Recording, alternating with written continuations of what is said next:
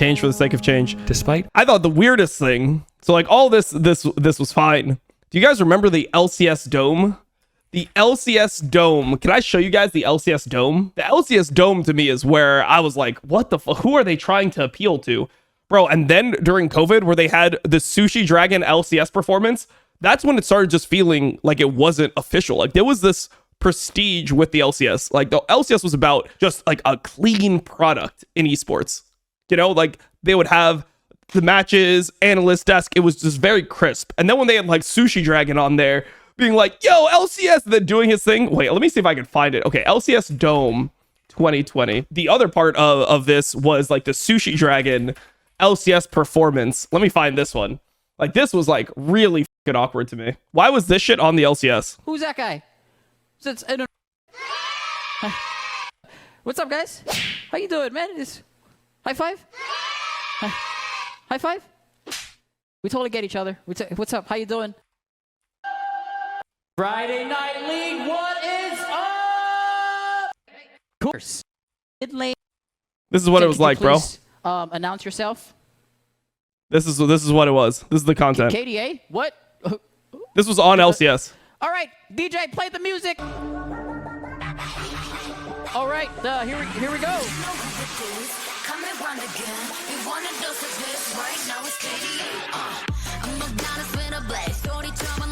Yeah!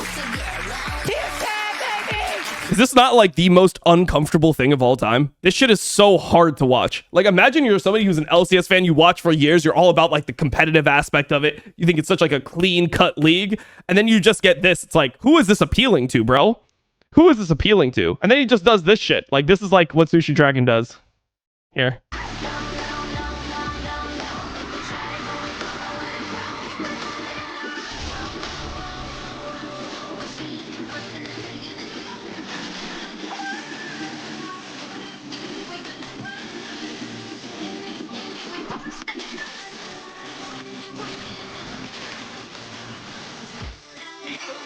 No, bro. There was a 45-minute performance after this, bro. This wasn't even like the same one. Like they had this type of shit showing up, and everyone was sitting here like, what the is the point of this, bro? Who wants this?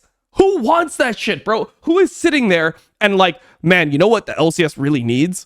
Some Sushi Dragon content. Sushi Dragon wasn't even like a big streamer. Like he was like, I can understand if this guy is just huge. He's like one of the biggest things on Twitch. You're just trying to associate yourself with massive brands. But Sushi Dragon was just like a 400, 500 viewer streamer that had very niche content. The whole thing was supposed to be like, oh, look at what we can do with all this tech. And it was almost more about him building the stream setup and having like a warehouse and having different things he can do with different cameras and different buttons, and trying to just tech check the entire stream was essentially the content more than people really loving it. This shit was like insanely cringeworthy. And there was like Reddit threads about it. I mean, these threads were really popular. Sushi Dragon, some of the worst content LCS has ever seen, has broadcast. To preface this, I've been watching the NALCS for 4-ish years, and then people are just talking about anything from the Spring Finals opening song to general awkward player interviews. However, today I had to physically turn off the broadcast because it felt so un-LCS. Yeah, it's just un-LCS. Exactly, bro. Super strange. Like this was all in 2020. When COVID hit, they had a big opportunity to, okay, you can play online games. You can potentially do more things. Maybe you can play more games if you're doing online games. Like you can do things to maybe make it more more fun.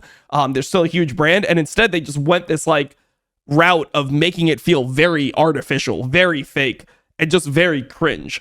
The LCS Dome, the Alienware LCS Dome, you come in and you're like, oh, well, we're within the LCS Dome, and then you just like go through this, whatever, and then it's just the forecasters in like a little panel, like just, as if they're doing a talk show, because obviously it's just all online and everyone's just in their bedroom. So you have that into this Sushi Dragon stuff. It's like, what are we actually watching LCS for, man? This was so crazy. Oh, the LCS Dome? All right, since we've been talking about the LCS Dome.